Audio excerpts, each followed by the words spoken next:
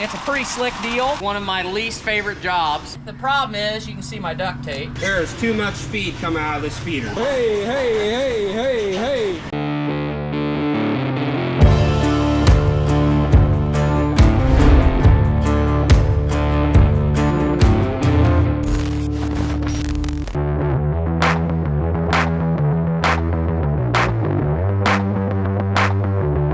Hey everybody, I just want to let you know that at farmergrade.com we have gift boxes available, and today is the last day you can gift one of these boxes to a special someone in your life before Christmas. So if you want them to receive this box by Christmas, order today. We also are running a 20% off discount on our This'll Do Farm pork box.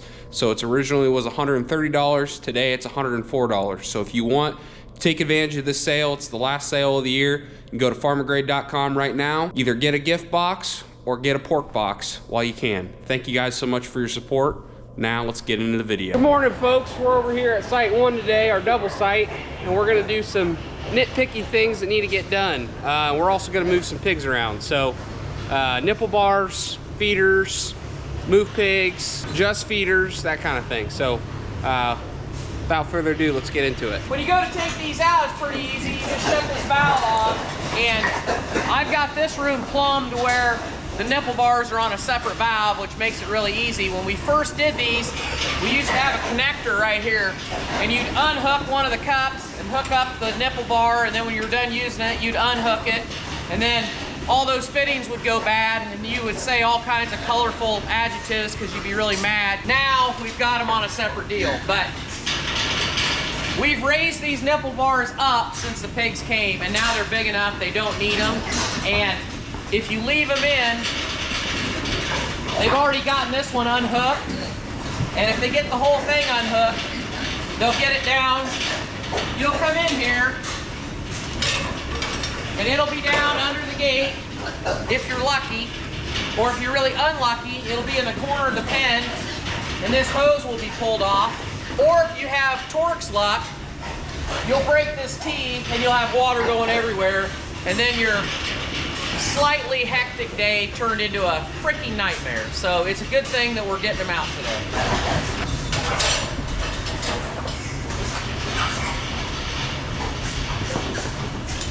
Sawyer has one valuable asset that I don't have, and that's height. So it's a whole lot easier for him to hang them up than me.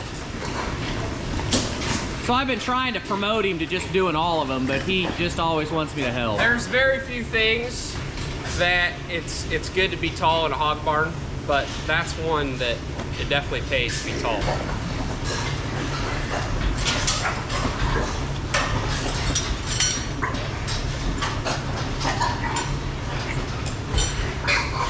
All right, so now we're gonna adjust some feeders, and if you look here, these pans, this is actually pretty good, but there's a lot of feed built up in the corners of this pan, and if it wasn't built up in the corners, it'd be good. You want these pans to be full to about 30%. We're gonna adjust these down 1 notch.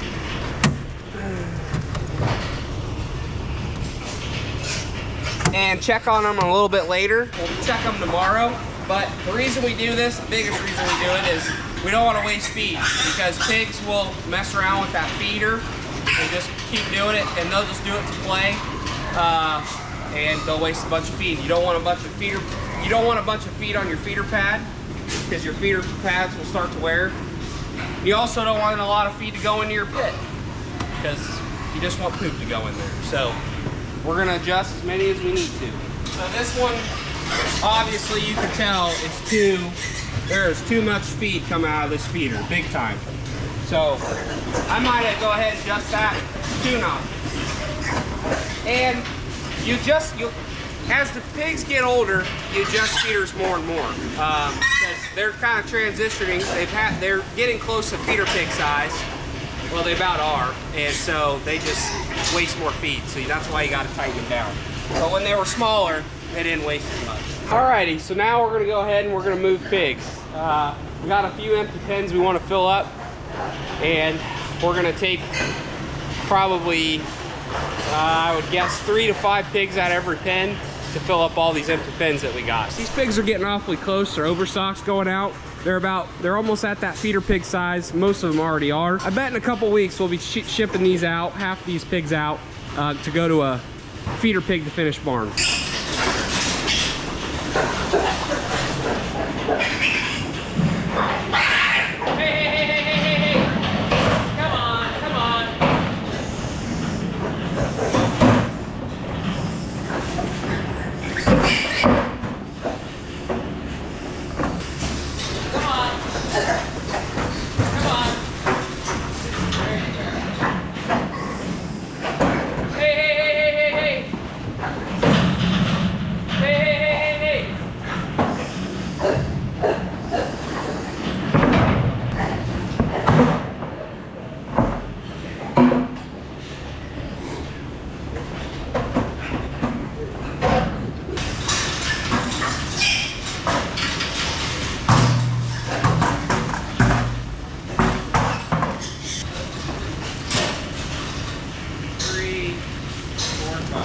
We're not trying to really sort these. We just, when we started, we switched rooms and we ended up with just a couple extra pens. So I'm just gonna take 5 pigs out of however many pens it takes to get basically 30 pigs to each single pen. Hey, hey, hey, hey, hey, hey. Come on, hey, hey, hey, hey, hey. Hey, hey, hey, hey, hey.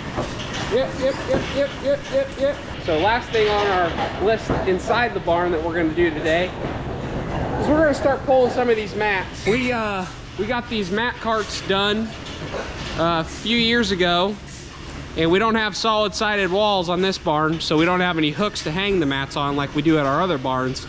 So we're gonna put these mats on the cart and wheel them down there so that they don't get ruined. One of my least favorite jobs, but you gotta do it.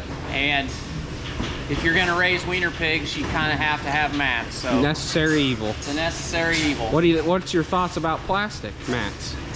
I've got plastic mats in half of one room at Site 2, and sometimes they work okay and they leave them alone, but a lot of times in about 3 days they're pushing them around, and every time you come in to feed them, they've got them shoved in a corner, shoved under a nipple bar, shoved out in the alley.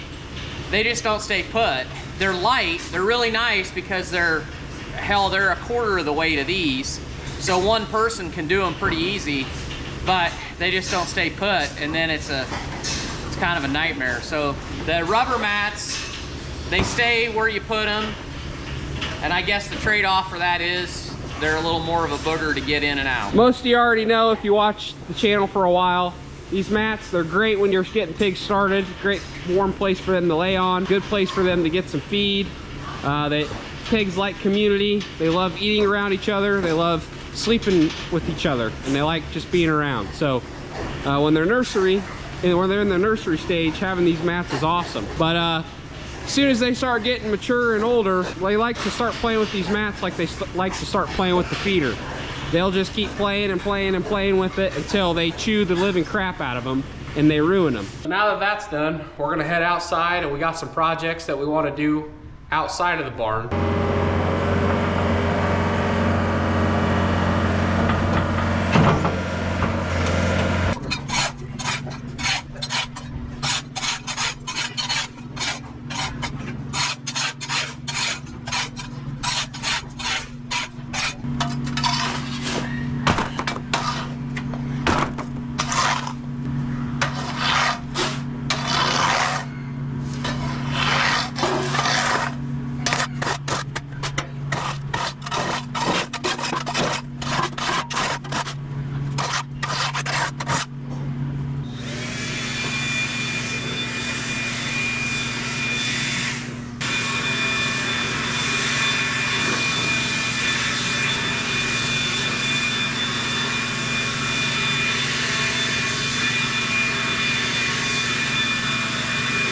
So we got this mess cleaned up for now, but the biggest problem we got is this boot is shot. The problem is, you can see my duct tape.